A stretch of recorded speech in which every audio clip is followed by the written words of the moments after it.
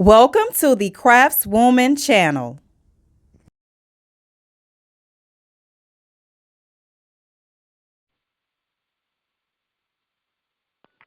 Welcome, Great. welcome, welcome. Welcome, welcome, welcome. Hello. Hello. Hello. How are Welcome. you?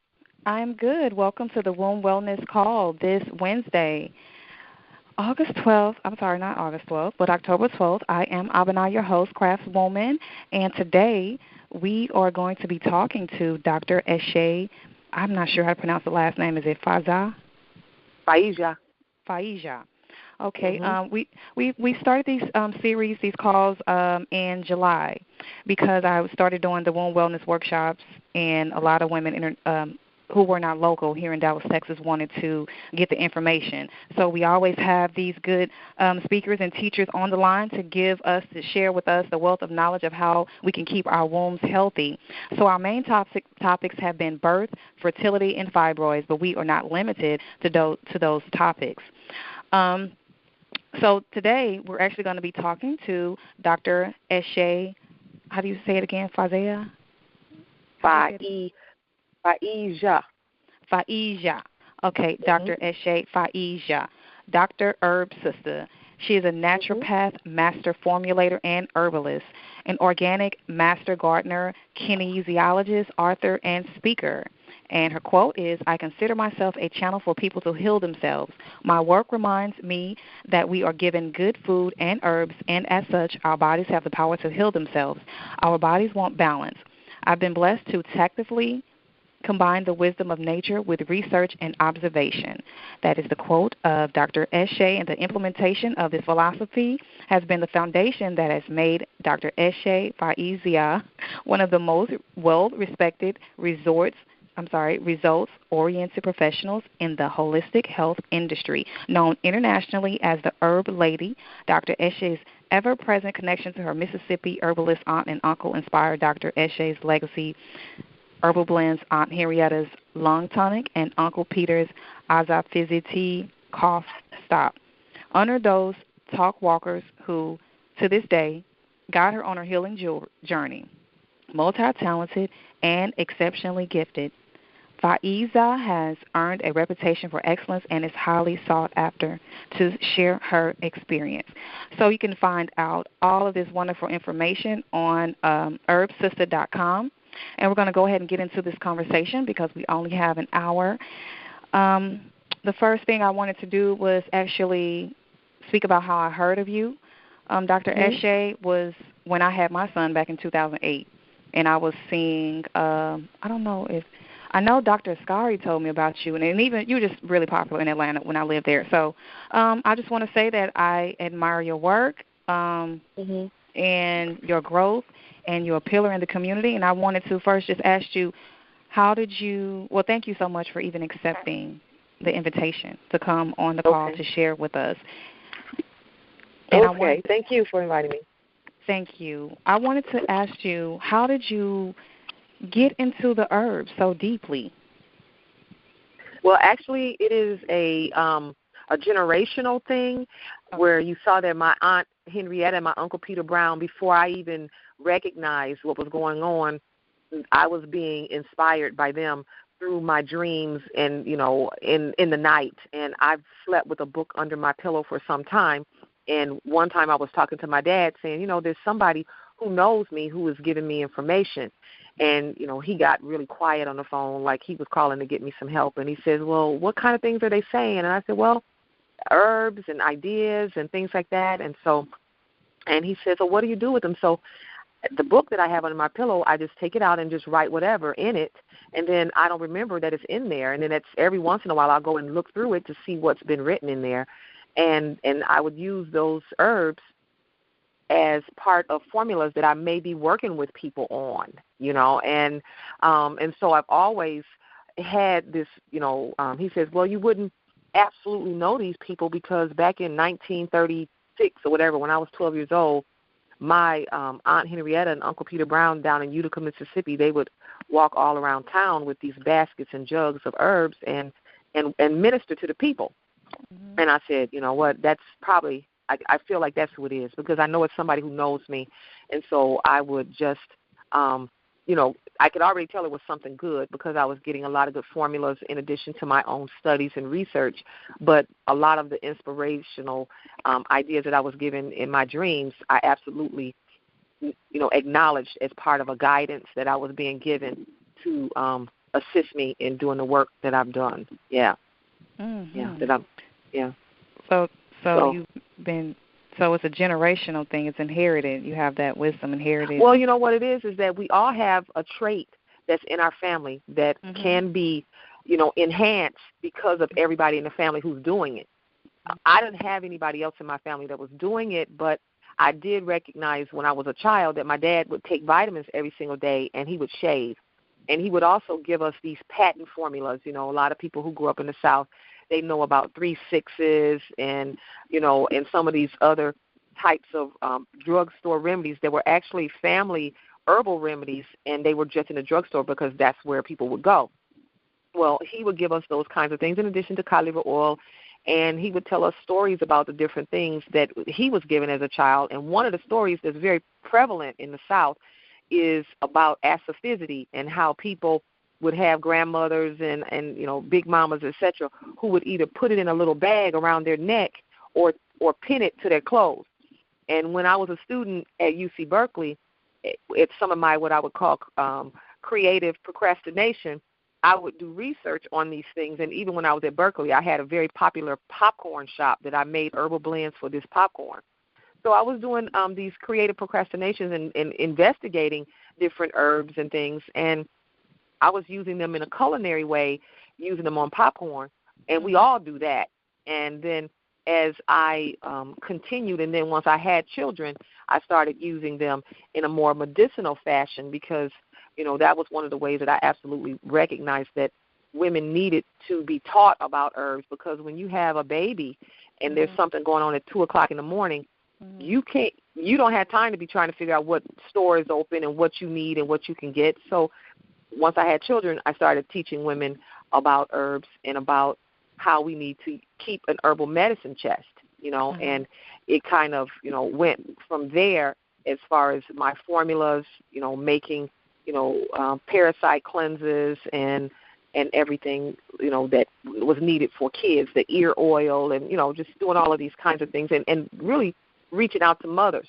But as I continued to do that, I recognized that many times the mothers were really, as the grandmothers call it, they were low. They needed help. Yeah. So that's when I started really, checking with the women first to see what they needed, because nobody's checks with us, and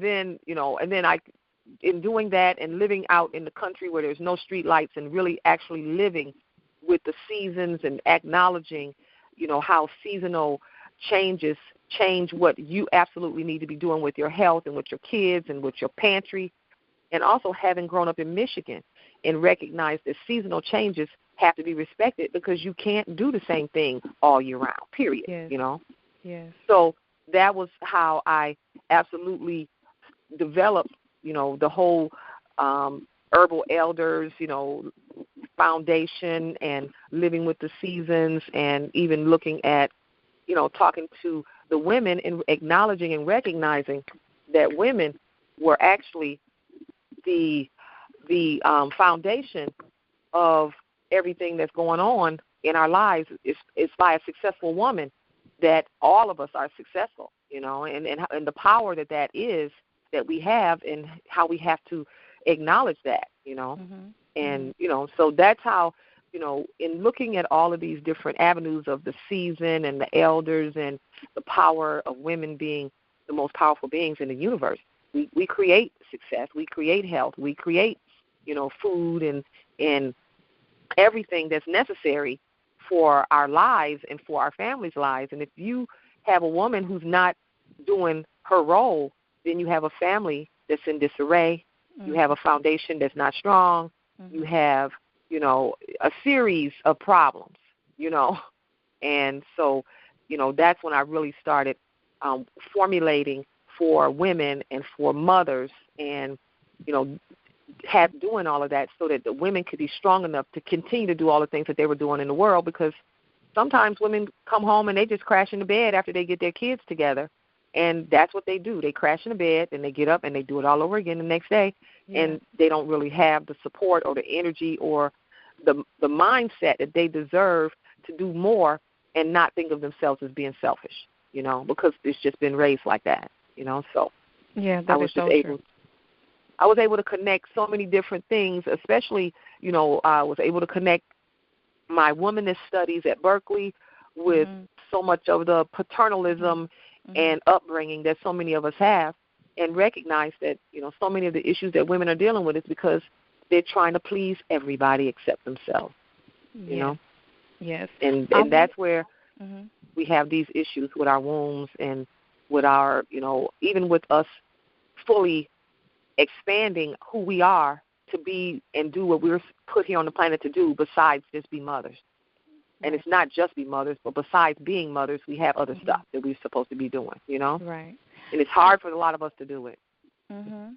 So you were the first person I heard to speak about, like, the remedies of fibroids. I didn't even really know that it was such a big issue. I used to hear you talking about it all the time, and I was like, who has this?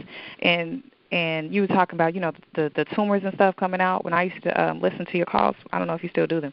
But yeah. You know what? I noticed that you were, giving honor to one of the elders. That's me, because I was doing the womb love on Wednesday and you doing yours on Wednesday. And it's just a good sequence of energy when people recognize that all of us got to do this. All of us. Because it's millions of women out there, and everybody has their circle and their area, and we all gotta make sure that the information is as easy to get and as easy to access and understand and acknowledge as some of the stuff that we spend time on that's just susu, Right, and see, I became a doula like in 2009, and just recently I've been getting a lot of people who've been saying, I can't conceive, I have fibroids, and so this is how I started to get more, into this womb work, and I created the group Sisters Against Fibroids. But more women were calling me all the time about, fibroids. I was like, let me really look into this. So I wanted to just ask you, the statistics say that 70 to 80% of women will get fibroids during their reproductive years. I know we all, got our causes. What do you say the cause is for so many women dealing with fibroids? You know what the thing is we might all have our mindset on what the causes is, but the causes are plain and simple. We can take various aspects of it and say that this is or that is the cause, but number one is the endocrine disrupting chemicals that are in our environment, in our life, in the world.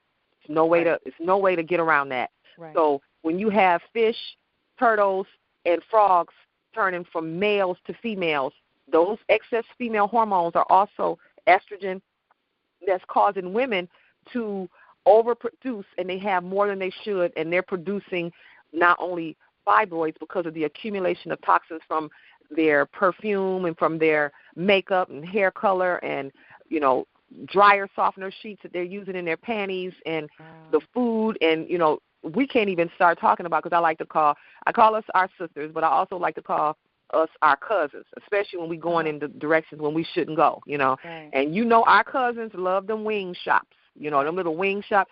And the wing shops is every drug that they've been giving the chicken. They've been shooting them in the wings because that's their arms. So all of those drugs, those hormones, those growth hormones, all of that stuff is designed to get a particular kind of chicken. So if, number one, you got too much antibiotics. Number two, if your breasts are growing out of control, that's what they want to have happen to the chicken. So that's where you're getting it from. Number three, if you're getting all of those growth hormones and its toxins, what else is it supposed to do but collect in various places, and it just pulls everything together. And women who have fibroids have a particular life. We're going to have to just say that.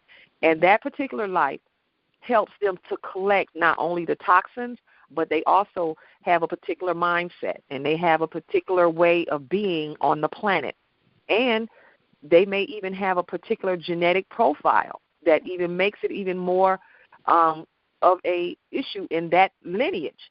And that genetic profile can be that even if you weren't sexually abused or raped, your grandmother may have been.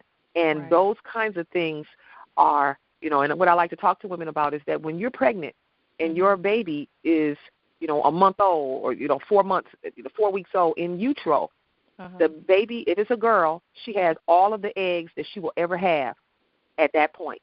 So when you are pregnant with your daughter, you're also pregnant with your granddaughter at the same time, So this whole thing of problems, and that's why the grandmothers used to talk about don't mark the baby.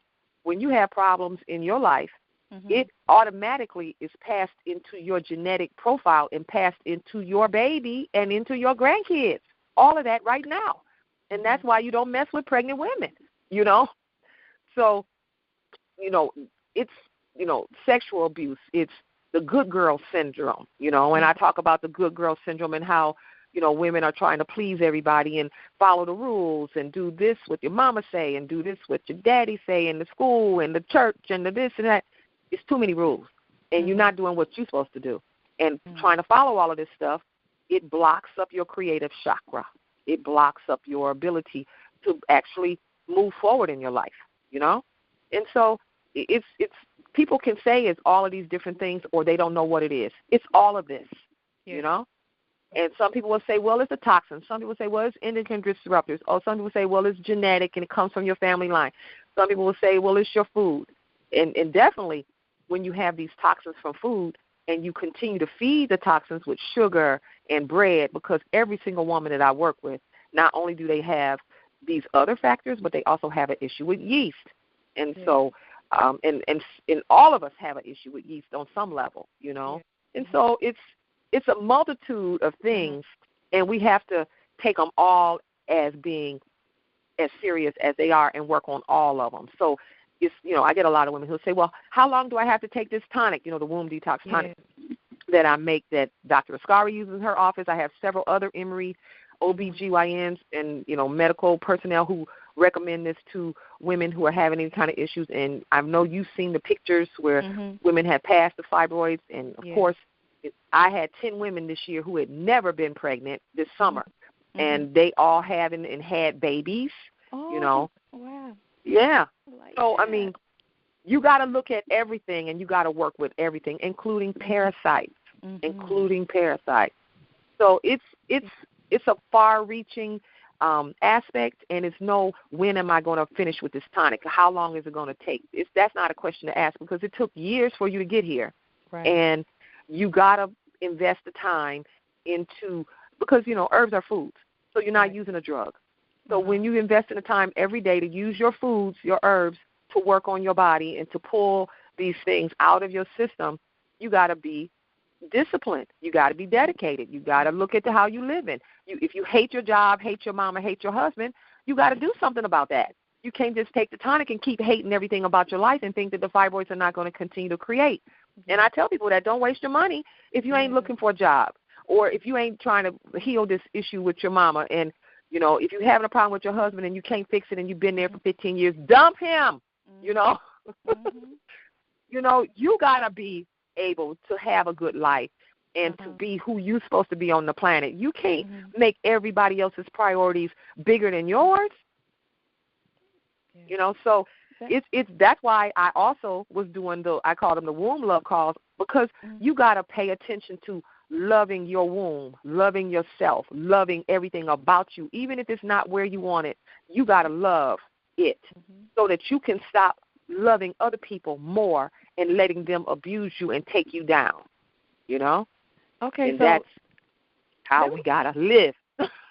There's this this one of these reality star people on Atlanta Housewives. I don't know if she's still on there, but she's known for her, her rear end and all this type of stuff. And she had fibroids. She had the surgery. She was having miscarriage, all this stuff. So she lost weight or whatever through the process of divorce and everything.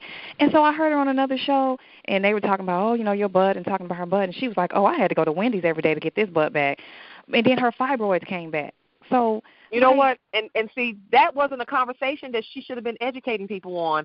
And she thinking, first of all, my mama told me when I was growing up, your brains are going to last longer than your looks. Thank God I listened to her, And that's the type of thing that we have to be embedding in our daughters and in our children, in our males and our females, being on a reality show and having people actually talk to you in your face about your butt is really demeaning, you know?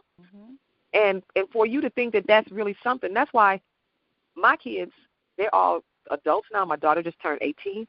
But I turned the TV off, I mean the cable off, when they were like 7, 8, and 9, because I wasn't going to have people that I don't respect, that don't respect me, teaching my children how to be in the world. I've had to take it off.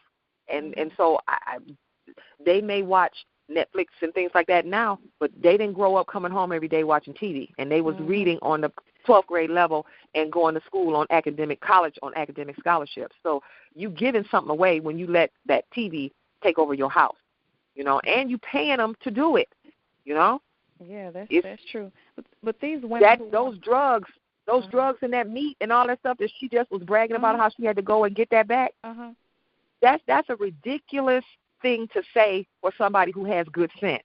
Just put it like that, like the grandma say. You got good sense. Thank you so much for watching. Please like, share, subscribe, and leave a comment. Let us know, what did you think about this video? Surgical manner instead of doing education like you doing, like I do, and letting people know.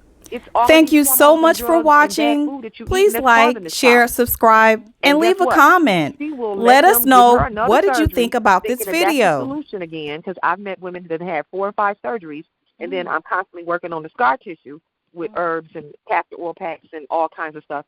And then what they want to do is like, I've been so good, everything is going so good. Can I just have some wings as a treat? Wings are poison, you know? That's why I have to say that right at the beginning of all conversations. Wings are poison. And then I talk about how we even got into that comfort to think that the wings was some food that we needed. Why? Because back in the day, your grandmama, your mama, when they had butchers in grocery stores, they would cut the wings off a chicken and put them in a bag and throw them away.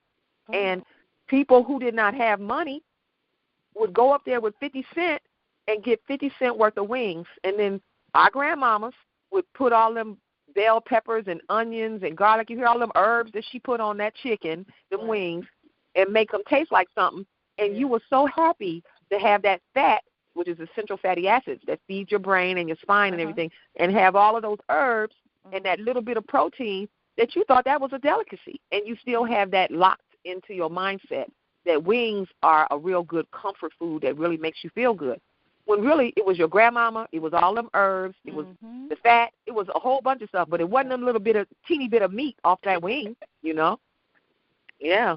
Oh, I mean, I just love the way you break it down. It's so, like, straight to the point. So what do you say when women, they come to me, like, because I do yoni steams, well, how many steams is it going to take? You know, or the people that just want to take a pill and just eliminate stuff, or, oh, that tastes so bad. You know, like, I mean, what do you say to them, to the ones? This is what I say. You could pay in the front or you can pay in the back. Okay. So you could either take everything here, or you're going to be calling me when you fall out somewhere and you're in the emergency room trying to get me to tell you what to tell them so they won't do an emergency hysterectomy. And I have women call me from the hospital all the time, you know. And sure enough, I get it, you know, I would still get the calls or from women who didn't like the taste or whatever. But, you know, I say put on your big girl panties.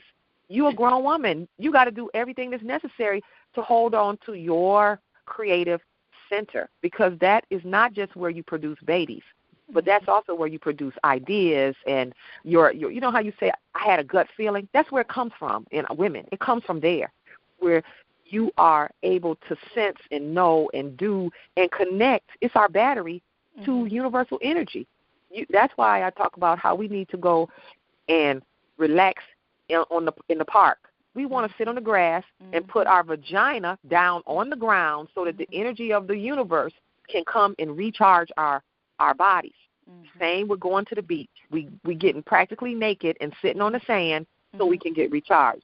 But what I talk about in my classes is that 9 times out of 10, women want to believe that it's their sexual partner who's generating all of that energy and making them feel good, when really that energy comes from a lot of different places. But we are not led to believe that we have that kind of power or that we can access that kind of power unless it's in a relationship. And that's why we a lot of times get caught into bad relationships, because we're constantly seeking that power and that recharge. And you do some classes right now. Are they only online? Yes, I'm doing really what I'm doing right now, and I think I may have mentioned it to you, but I'm writing a book. I'm doing an audio book and a workbook, and then I have a whole series of classes and some big things coming up in January. Because, let's just tell the truth and show you, like, just tell the truth and shame the devil. People giving you about 3 more weeks before they go into the dark side and start eating stuff they ain't ate in a year and doing all kinds of, because of the holidays. So even though everybody is really ready when we go into the hibernation, which is now, to do classes, I'm finding that it's, I work with the seasons, I teach with the seasons, I even talk about us as seasons. And so this particular season, I'm going to save it for me to put my roots down as deeply as possible, to pull up what's necessary so that I can bloom with this coming up in the early spring and the spring. And so I'll have not only my womb loveology class coming up in January, but I also will have my earth-based holistic herbalism class coming up in January. Yeah. So the book that's on here, what is that? It says book, Dr. Eshe Herb Sistah, on your website. I've already written the Parasite Cleansing Diet. That's a book talking about parasite cleansing. And then previous to this, I've written a book called The Organic Gardening Guide. But this one is totally different. It's all about what women need to know to survive and to thrive. And it's about, of course, our wombs and how we need to live our lives so that we can have the healthiest connection to ourselves and to universal energy and to our wombs, and we can use all of this to be who we truly are supposed to be. Well, I definitely have been sending people to you for the fibroid tonic, because I know people who have took your tonic and eliminated some fibroids. What's the key? What's the key to your tonic? I mean, I guess generally. I think that number one, it is. I use all organic herbs, and I call it the womb detox tonic now because, since you were in Atlanta, like you said, you've seen how I've evolved, And at one point, I did call it the fibroid-free tonic, but I recognize that all women need to detox their wombs because it's absolutely necessary to prevent fibroids and other womb issues. If you think that you're just going to wait until you get a diagnosis and then start trying to do a whole bunch of things to get rid of it, the best thing to do is prevention. And that's why when you're talking to women who say they don't like the taste and everything, you say, well, you know what? That's the ways that we are supposed to stay well is prevention. So anything that's going to help prevent something is going to have a twist to it because it has to pull and draw what's going on in your body. If it's sweet, which is what our problems are, everybody has I call them sugar babies. They got a sugar tongue. Yeah. That is what is having us even be involved with the Depends generation. All that sugar and everything is making your tissues soft. You said Depends generation? Oh, yeah. we had sister Ladia Muhammad. You know her, right? And she was talking about how everybody is wearing diapers and stuff, and that's something new that I just learned about too. That a lot of women, even in their 30s, even women who haven't had children, are wearing the poise, the panties, the pins. Let's just say the pins. Yeah. Well, the whole thing is that it's because that's what I'm talking about. This whole thing about womb love. You have to take all of that seriously as far as how connected you have to be to that area of your body, your womb and your vagina and that whole thing, not letting anybody in it because they think they should be in it, or that you married, or that you on a date with this person or whatever. That is really your sacred channel, and you can't just let anybody in there, And when you do, and it's not right for you, you will see in all of these different things that's going on with your body, And some women, I'm working with them on womb issues, fibroids and cysts and all kinds of stuff. And they asking me, well, let me ask you this. I don't know if I should ask you this, but can I have sex while I'm using this? I said, you know what? That's the problem right there. Therein lies the problem. He got to wait. And if he can't wait, you ain't got nothing, And I've told women that who've been married, come on, my husband, he gets upset. Well, you know what? Then I'm telling you right now, that relationship is not going to last. I don't care how much sex you have. That ain't going to last.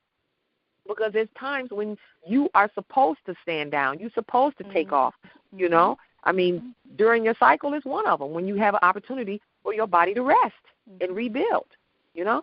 And if you got somebody who just got to be on you like that, and that's the same when women have babies. When they say, well, my 6 weeks is up on Friday, you know what? Right. 6 weeks don't have nothing to do with how tender or how available you are vaginally. You're not available in 6 weeks. Yeah. That's ridiculous, you know? That's what I was like. We need to give it more time. But you know what? That's on the women. Yeah. Because that 6 week thing, you have to think about it. That's all about doctors trying to get you back on the job. That's not about how you feel. You still bleeding at 6 weeks, and there's no way you can even feel like having an orgasm or having somebody touch you sexually when you're supposed to be nursing. Yeah. You know? So you got a man like that, don't have no more kids.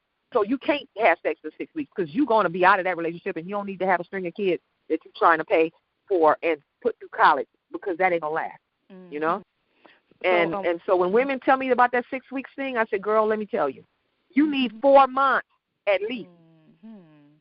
You need 4 months, you know? And a man who's looking at 6 weeks, that's a problem, you know?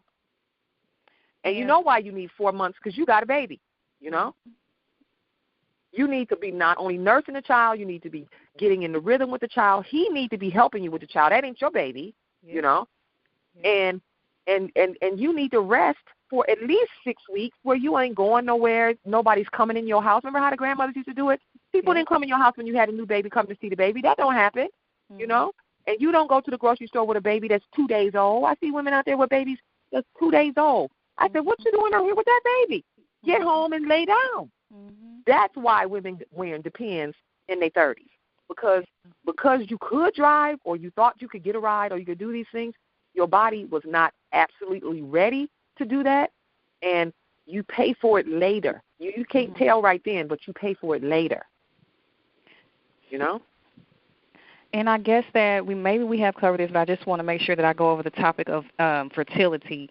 A lot of women have this struggle with conceiving, of course, carrying, you know, reoccurring miscarriages and things like that. Do you have any tonics for fertility, or we just need to get the full womb detox? Well, you know what? I have programs, and I do consults, and once I do a consult, I absolutely know which program you need to be on. Okay. And then I will, and I put, you know, the consults, our fertility consults, it includes the man and the woman, because the men are just as toxic as the women.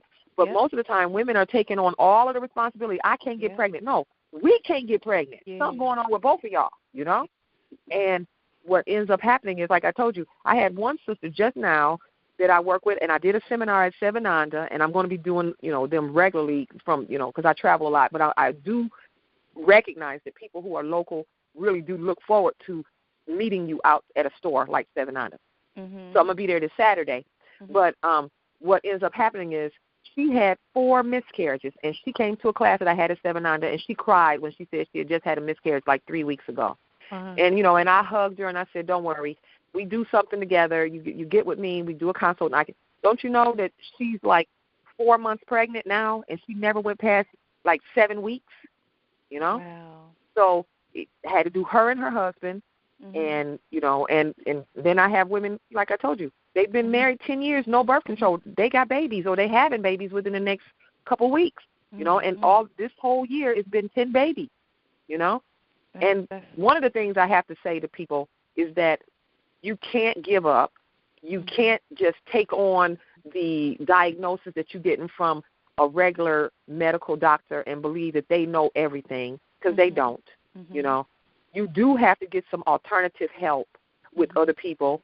You really don't want to go through that IVF and that fertility route, because that will give you womb cancer later. And, you know, and so you got a baby now, and now they 5 or 6, and now you got a cervical issue, and it's a cervical cancer, and it goes, and next you know, the baby there with the daddy, and you gone, you know. So it's you do have to go into it with a holistic mindset. You're not just trying to get pregnant. You're trying to change how you live in so that you can welcome a child into your family, which means you got to change a lot of things that you're doing. You know, do you think that somebody should prepare like a year before they want to conceive? You know what I do? I'm talking to women now and telling women you always need to be prepared. Yes. Because what ends up happening for a lot of women, they will bring their babies to me. The baby's got asthma, all kinds of allergies, all kinds of stuff. These women never did a detox before they got pregnant. You need to always have your body ready, you know, because that's good health for you. And when you have a baby that comes out of the oven, which is what you are, when you bake all of these parasites into the baby, all of these food allergies and things that you've had for the longest time that may have not been, you know, out, but you may say, oh, well, I had it when I was a child. Well, you know what? You still have it. It's just it's not, you know, showing. And when you have these kids who come with all these allergies, no hair, you know, all of these issues, is because you have never really cleaned your body out and you didn't stay on it regularly. You said, okay, I got a boyfriend or somebody, he wants a baby, I want a baby, so we're going to try to have a baby. No. First of all, you got to put some time into that whole cycle of bringing somebody here. And then you also got to clean both of your bodies out. So you ain't just trying to have a baby because y'all both want a baby now. You got to put time into this, you know, and that means that you got to clean out your body. You got to have all kinds of philosophical discussions about how you're going to raise kids and just all kinds of things, because I can't even tell you how people decide they want to have a baby. And they're calling me on the phone, and I say, well, how many kids you got? I got 4. How many kids your guy have? He got 2. I said, you know what? Y'all got enough kids. Y'all need to invest in those kids that y'all have. Take them up north and pick apples and put them in band and do some stuff with those kids. Don't bring no more kids here because y'all want to be closer. There's other ways to get closer, you know. And sometimes you got to tell people that. And then I ask them, where your mama at? Because that's really what is going on with most of us, is that we're not well mothered. And sometimes our mother's not capable of doing it. Sometimes they didn't want to do it. And sometimes they got caught when they weren't ready to have a child and they just couldn't wait for you to get to a certain age and feel like you could handle it on your own, and you can't. You always need a mother. You always need somebody to fill that role. And then the women will just cry on the phone. I don't know them. They don't know me. And they just tell me, thank you so much for talking to me and telling me these things and everything. And that's what we need. We need, as women, we need to care about each other. We need to talk straight to each other and tell the truth. And, you know, in love, so you ain't trying to be nasty and tell them, girl, you being a hoe. You don't need to do that. But you do need to say, you know what, this ain't the way that you bond with people, just having a baby with them. This ain't it. Because if he got 2 kids somewhere else and you got 3 or 4 kids here and their daddy's not here and he's not over there with them, why are you going to do this again? You already see what you got, you know? And it's just being honest. Yes. Do you have any tonics or anything? What about women that are breastfeeding? What can they do to cleanse? Let me tell you. I tell women because I get a lot of, I call them little mamas. I say, hey, little mama, you know, I get a lot of little mamas calling me. When you breastfeeding, everything that you do goes straight through to your milk. And, you know, I breastfed 4 people, 4 babies. And I used to just really turn that milk green with so much broccoli and spinach, and then I would put essential fatty acids in it, you know, oils in it so that they can get the oils because it helps their brains and all of that. And nursing mothers have to think when you are trying to do any kind of detoxing or cleansing, you kicking yeast into your milk, you kicking parasites into your milk, you kicking all the toxins that's coming out of your body into your milk, because your breast milk is the same, even if you're using bad deodorant, it's coming in through your milk, because underneath your arm is breast tissue, and whatever you put underneath your arm is coming out of your breast and into your milk. You know, and you know when you're nursing that the breast, the sweat glands under your arm are very, very active. Every time you hear a baby cry or it's time for you to nurse or you get ready to nurse and you let your bra down, automatically it's just like sweat starts dripping from underneath your arm, just like milk, you know? And it's because it's all breast tissue. And it's in the area where it's going to release water, but in the front it's releasing milk. So you can't do anything.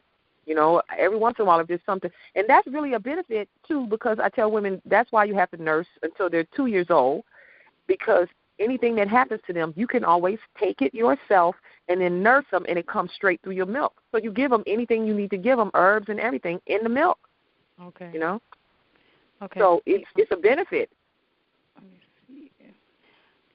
I'm trying to unmute the line here. Anybody have a question on the line right now? Okay. So, another thing, crisis that's going on is with a lot of women are getting hysterectomies, and it's to the point where it's like a tradition. I mean, people are thinking, oh, it's time for me to get my hysterectomy, like it's time for your new teeth to grow in, and I'm like that's flabbergasted. It's the same as like cesareans. It's like they're saying, okay, well I'm gonna go ahead and just get this cesarean, and I don't know. I'm just like, it's okay. Like the major surgery is just like a normal thing these days to just get your organs moved around and taken out. Let me tell you, mm-hmm. the thing about that, I have had the exact same thing where women say, well, I didn't have my hysterectomy, so now what do I need to do to keep my body? I said, well, you know what? When did you have it? And they tell me, a year ago. I said, well, I'm sorry I didn't meet you a year and a month ago. Because, because that is your major strength and power organ is your womb. If you think about it, your womb, when you cough, blink, turn your head, everything comes from right there in that whole region. And when you take out that major muscle, you have now opened your body up to having your colon and your bladder come down your vagina because there's nothing to hold it up. And that's where that whole vaginal mesh lawsuit. Okay. Because they put this, like you might say, an onion bag or orange bag up in the body, underneath the bladder and the colon, to hold those organs up because the womb is no longer there. So it's an open hole for anything that wants to go down, like a chimney, to go down. And over time, it does. That's one of the reasons, too, why some of the older women are using those Depends and things, because they don't have any bladder strength, because their bladder has been coming up. They come down and they go to the doctor and he puts it back up there with the speculum or whatever they're using, and it's just a constant thing. They don't want to have sex. They have all kinds of discharges and smells because your internal organs are coming out of your body. They're not going to discuss that with you during the hysterectomy, Not only that, that's your second brain. Why would you want to get rid of that? So that is one of the reasons why I said it's fabulous that, you're doing this and you were inspired by me to do this, because what happens is we need to re-educate all women, because some of our elder women are teaching the younger women, well, go on and get your hysterectomy. If you're having problems, just go on and get it out, and it'll all be over with, and you don't have to fool with that no more. And they already are after us from age 34 to get a hysterectomy if you say you don't want any more kids. So when you have the elders encouraging you without telling you the whole story that they're wearing Depends because their bladder is out of them every month, and they feel it when they're having sex, and on, then you're not getting the full story.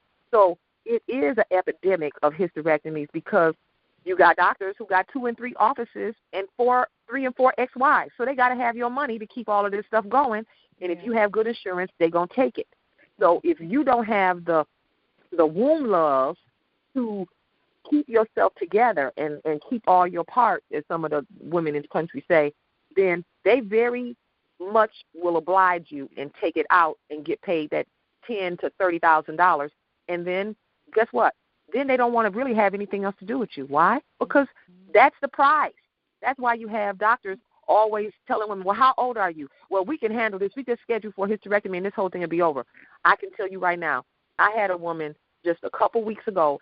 She texted me, and she says, I had a teacher in whatever university, school, whatever, I guess it's somewhere in Atlanta. She says, and they begged me to call you, and I have your phone number in my phone, and not to get a hysterectomy. And I did it anyway because I thought I knew better. She says, and I think that was the worst decision I have made in my life. Oh. Well, I felt so sorry for her, and I said, oh, I'm sorry. I texted back and said, oh, I'm sorry, And then, I told her, I said, well, we would have to do something because I need to hear all the facts. We had to do a consult. I call it a herbal education consultation, because I'm teaching you about the signals that your body gives you and what you're supposed to do when you get this signal and this message, And she's still yet to do that, but she's probably depressed. I've had women who, I was at an event in Macon once, and it is very regional, some of the things that happen to women as far as hysterectomies and things. Yep. And I saw her get out of the car, and I thought it was an old woman, and I was looking at her from a distance and thinking, I wonder where her kid's at. Why nobody there helping her? She could hardly get the door open. She couldn't hardly stand up. I mean, the door was just just booming her. And then she started walking across the walkway, all old and slow and crickety and everything. And when she got to me, I saw that she wasn't an old woman. Mm-hmm. And she held her hand out, and she says, I signed the paper. I signed the paper. And I already knew what paper she meant, that surgical permission form, which means that no matter what the doctor told you in the office, once you sign that paper, they do whatever they think is the best at that moment. And I said, what paper? And she says, the surgery form. And I was only supposed to be getting 3 lumps taken out, a myomectomy. And when I woke up, everything, a complete full hysterectomy, all her tubes, her womb, everything gone. And she was 24 years old.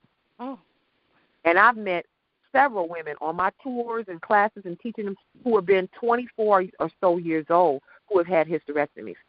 And I said to her, oh, baby, I'm sorry. And she just hit the ground. She fell out. And see, so I created this whole philosophy of womb loveology, and that's what my book is going to be about.